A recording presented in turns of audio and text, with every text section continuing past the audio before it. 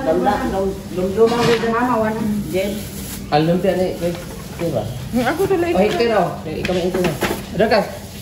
I have empanada? I like it so much.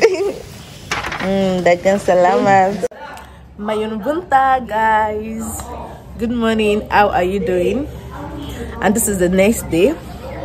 Yeah, I was into empanada just now, guys. I love empanada so much.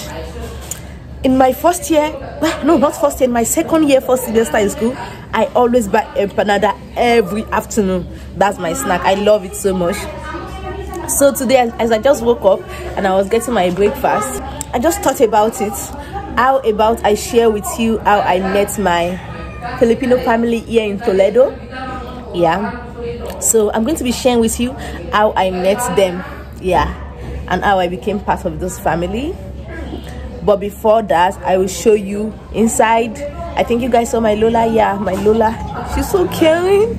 Guys, my Lola can ask me if I have eaten 20 times. Yeah, 20 times. And she keeps on getting me things. Like she will be telling people, you give the cats that, you get the cats that. She always does that.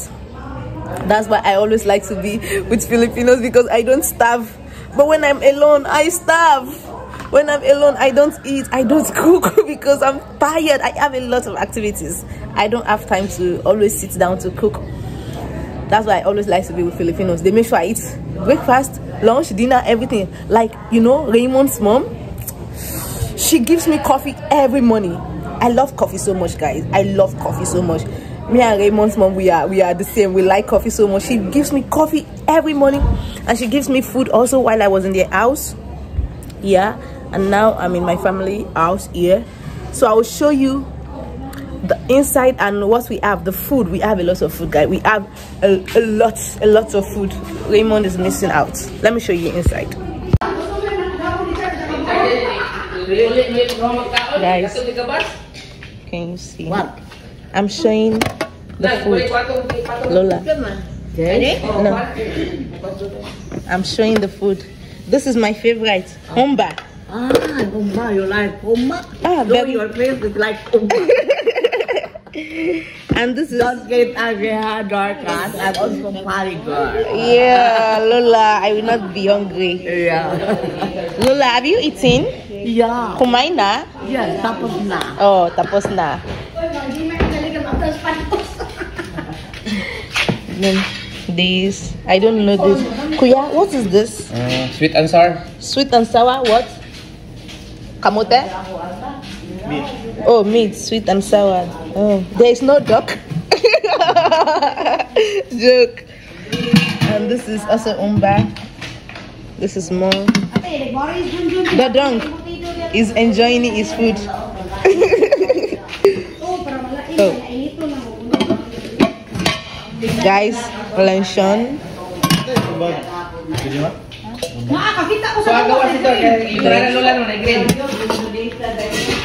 And then we have this.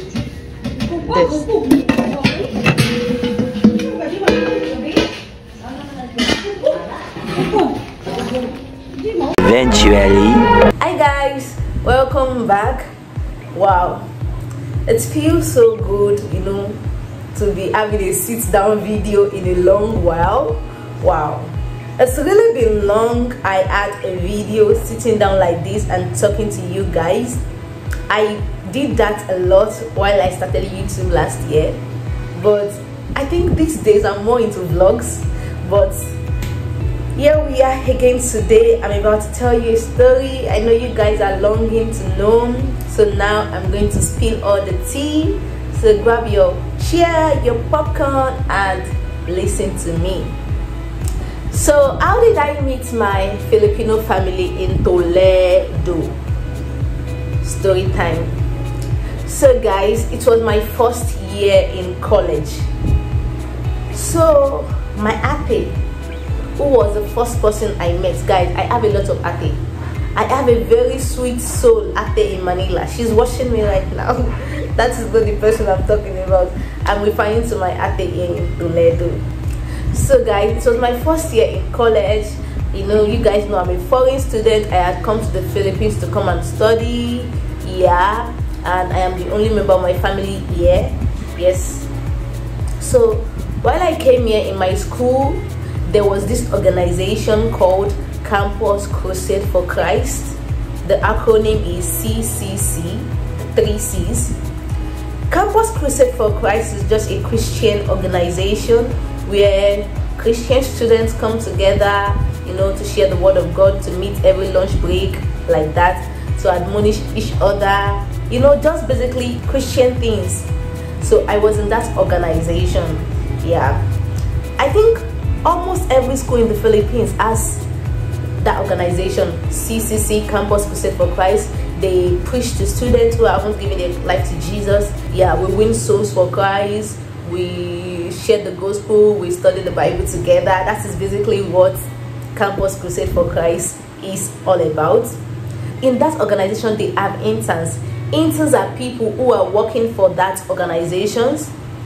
So we call them also discipler, because what they do is that they allocate students under each instance. So basically, the person you are allocated under basically looks after you, creates time to share the word of God with you, you know, just like that. They are like your discipler. Fortunately for me, my ate here in Toledo was assigned to be my discipler. So that was where our journey began. She was my discipler, so we meet every lunch break. At that time, I think she just graduated because she was also studying in Cebu, or I think she just graduated from Cebu. I can't really remember if she was still studying or she just graduated, but all I know was that she was an intern. I think she just graduated. Yeah, she just graduated, so she became an intern of that fellowship. So I was allocated under her. So we basically meet every lunch break. We share the word of God. Apart from even sharing the word of God, we meet often, you know, to have fun together.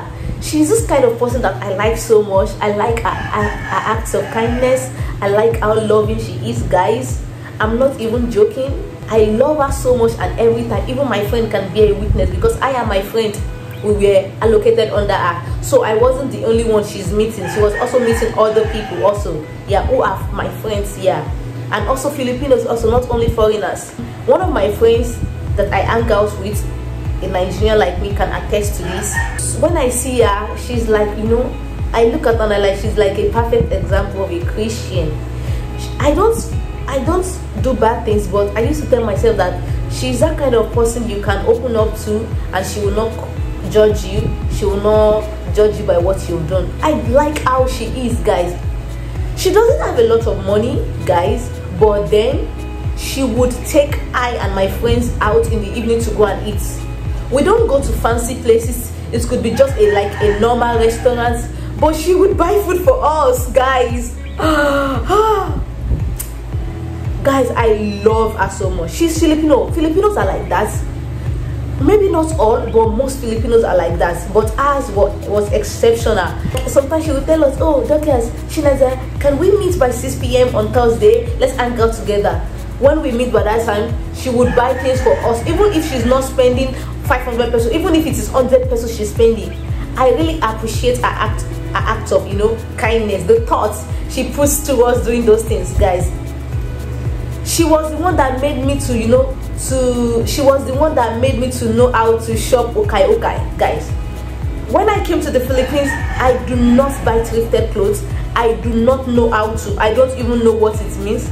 But she's the one that always take me, you know, to buy okay. She buys for me. That was when I became a pro in buying thrifted clothes, guys. So that was the genesis of the story. Our relationship, you know, deepened. I'm this kind of person that my cycle is very, very small, guys. You guys will hear me saying, oh, I'm going to visit my friend, I miss my friend, blah blah blah. Guys, those people I'm talking about, they are the people I live with in the same building, and they include Bishop and my roommates. That's all, and my friend. The other one that I told you that we always hang out together. My cycle is very small. I do not have a lot of friends, even though I am, you know, I am very friendly. I do not like, it's not like I do not like to make friends. I like to make friends, but I do not like to be in close relationship, most especially with girls, because they come with drama, and I do not like drama. I like to be a friend to everybody, like, because I always tell myself that a friend to all is a friend to none. I like to smile at people, to be friendly to everybody, but I don't want anybody to be my best friend. Yeah, I don't want anybody to be my best friend, so I do not have a best friend. My future husband is going to be my best friend someday, so I do not have a best friend. It's just me. This girl is everybody's friends. I'm friends with everybody.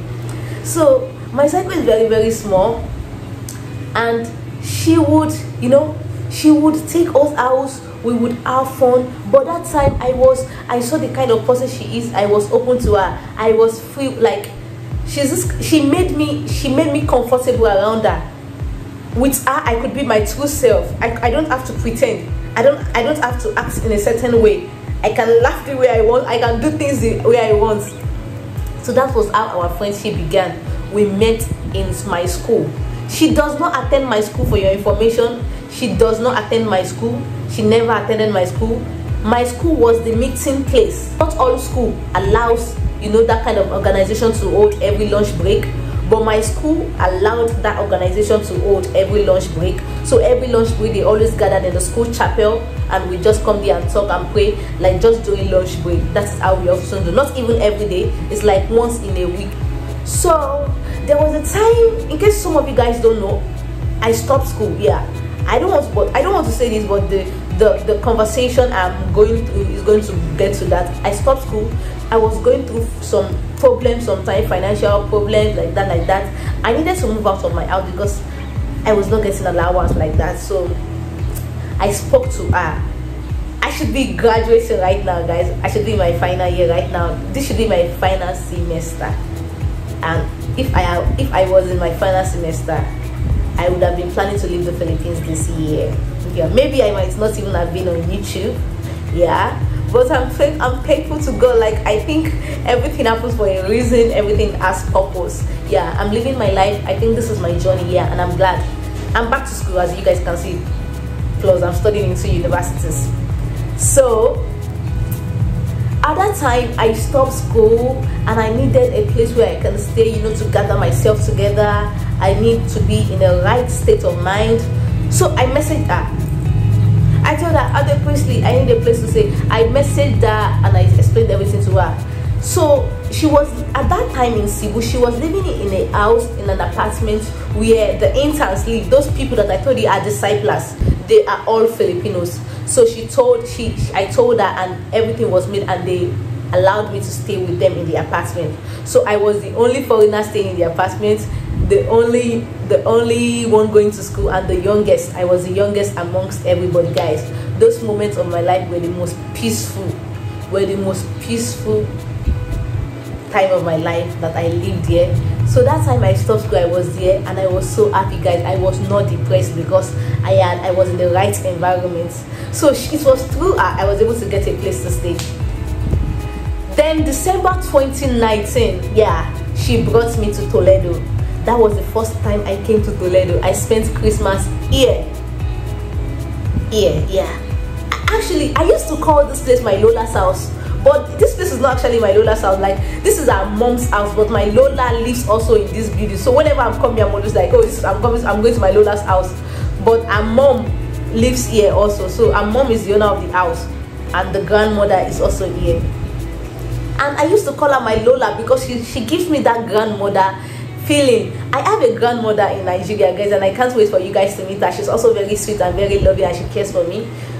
But while being here in the Philippines, like, I'm grateful that I have a grandmother figure, in my life. I like her so much. So I came here December 2019 to spend Christmas, guys. It was boring. I had not met Raymond that time, guys. I don't know who Raymond is. I wasn't on YouTube. I was this skinny girl.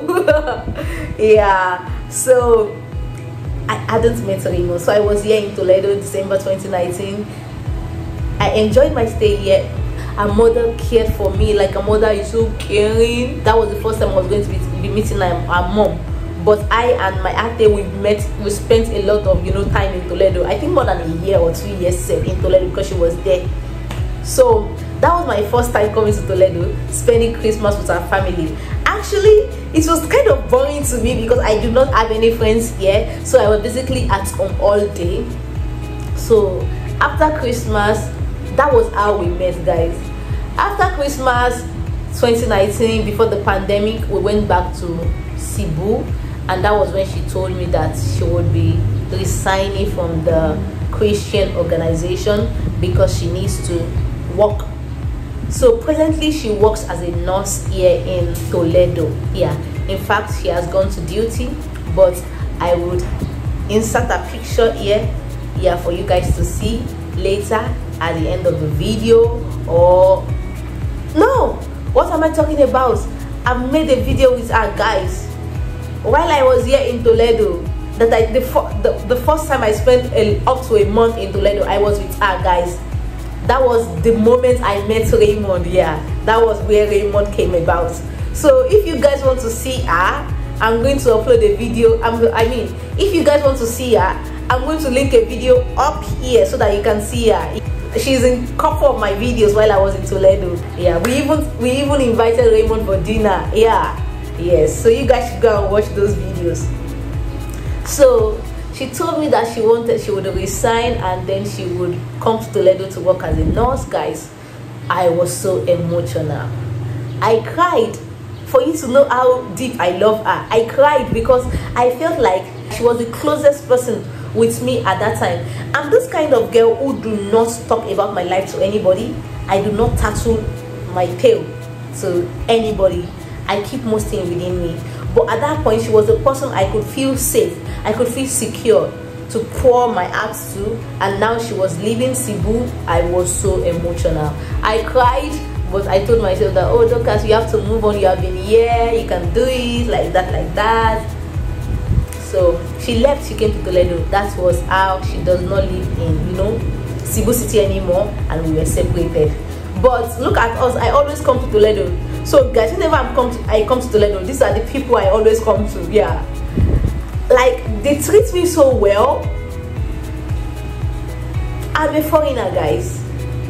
Like, you just need to meet just one good Filipino and your life will be good. Just one. You just need one person and they will connect you to several other people. I only knew her in Cebu, but now everybody in her family knows me and they treat me as if I'm even like they were the one who gave birth to me. That's how I'm being treated. They care for me. They are so good. That is how I met my family here in the Philippines, and our relationship has flourished ever since. Yeah. Like, guys, Filipinos are so nice. I've met a lot of good people in my life, guys. And I also want to use this medium to give my ate in Manila shout outs. I know I always stress her. Yeah, I know I stress you. You might be watching this video right now. I know I stress you, but I love you. I love you still. So, like, I don't know. I'm just this kind of girl. Like, I am open to the Philippines, culture. And I really want to learn the culture. I want to go into the culture. I don't say, oh, I don't want to learn the Filipinos culture. No, it's a plus for me. I want to learn the culture. I might be, in another country someday. I'll be able to share my experiences here. And I want to make friends with the Filipino people. So that is how I found myself here in Toledo. So that is how I met my ate. I met my ate in college. Yeah, I know there are a lot of people, also several foreigners who might have met people who are like family to them now, just from a very casual place. Yeah, so that is it. And I'm so grateful to Philippines. Like, coming to the Philippines, I was this very young girl, naive, innocent. I am still innocent because I haven't done bad things. I don't do bad things. I am still innocent, but I never knew that I would be a part of the Filipino people or a part of the Filipino culture. I never knew I would be deep into it this way, guys. Like, since I came to Toledo last year to spend Christmas in Toledo, this is more than 3 weeks now. I have not eaten in Nigerian food. Every food I've been eating has been Filipino. whenever I go to anywhere Filipino, I don't eat Nigerian food there. I only eat Filipino food, guys. Filipino food. Even when I went to Cebu some days ago, I did not eat any Nigerian food. No. My friends are always surprised that I can go weeks without Nigerian food. That is how deep I've gone into Filipino food. Like, it's yummy. I can, like, it's just like normal. And whenever I am privileged to see, I call it privileged. Whenever I am privileged to see my Nigerian food, I will gladly eat also. And whenever I'm away from Nigerians that can make me eat Nigerian food, back to my Filipino food. Guys, fun fact, even when I am with Nigerians, I still used to go to Carinderia to go and eat Filipino food. Yes, I used to go to Carinderia to get Filipino food. My friends would be like, Dorcas, she has gone. She doesn't have problem. All she does is have rice. She has gone. That is how my life is. And I'm so glad to be in the Philippines, guys. Like, I do not regret coming to the Philippines. Even when I was going through challenges, like deep challenges, that I was really down, I knew there was a purpose for me to be here. I knew I was not here by mistake. I knew God wanted me to be here. That is why I was here. Yes, God wanted me to be here. So I'm so glad to every Filipino who has been a part of my life. Like, thank you so much. Thank you for making my stay, beautiful, memorable in the Philippines. I'm still staying. I'm not yet going. Don't get me wrong. But thank you so much for making me love the Philippines.